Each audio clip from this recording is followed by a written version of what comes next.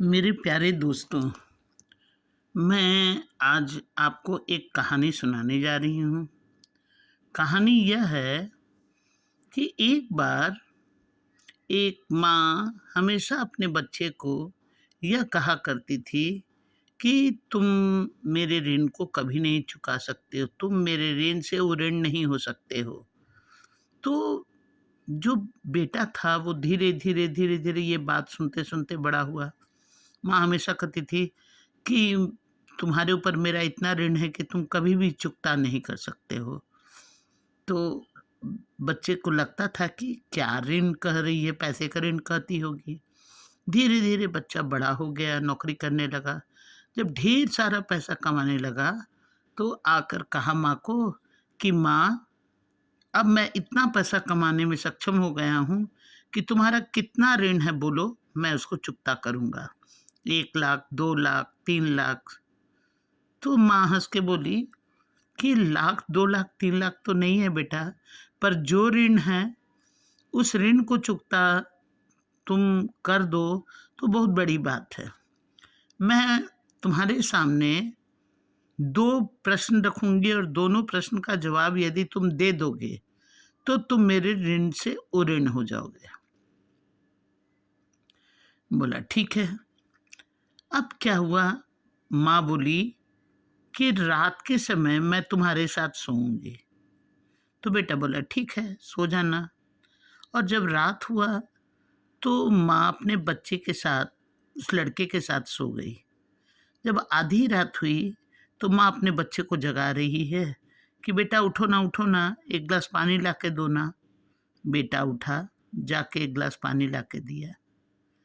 माँ पी और फिर सो गई। फिर 10 मिनट के बाद बोलती है बेटा उठो ना, जाओ ना पानी लाओ। तो बेटा तो दिन में काम कर रहा था, चिड़चिड़ा गया। बोलता अभी ना तुमको पानी ला के दिए, फिर तुम पानी मांग रही हो। प्यास लगा है बेटा, पानी ला के दो ना।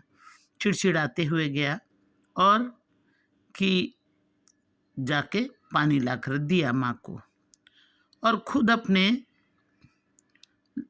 लघु शंका के लिए यानी बाथरूम चला गया। जैसे वो बाथरूम गया, तब तक माँ क्या की कि गिलास के बचे हुए पानी को उसके बिस्तर में डाल दी। जब बच्चा आया, लड़का आया तो देख रहा है और खूब झुझलाते हुए माँ को कह रहा है ये क्या कर दी तुम? बताओ, बिस्तर भिंगा दी, मैं कैसे सोऊंगा? एक तो दिन भर का थका हारा और उसके बाद तुम ये पूरा बिस्तर गीली कर दी हो, मैं कैसे सोऊंगा? तब माँ धीरे से कही बेटा, मैं तो कितनी, तुम तो एक रात बस्तर बिस्तर भींगा तो इतना चिड़चिड़ा रहे हो। मैं तो गीली तुम्हारे इस गीली बिस्तर पर मैं कितनी रात तुम्हारे साथ गुजारी हूँ, यह तो मुझे याद ही नहीं है। मैं तो तुम्हारे इस बिस्तर को गीले करने पर मैं कभी भी नहीं चिड़चिड़ाई। वहाँ वो समझ गए कि मैं इस प्रश्न का उत्तर देने में, जवाब में असफल रहा।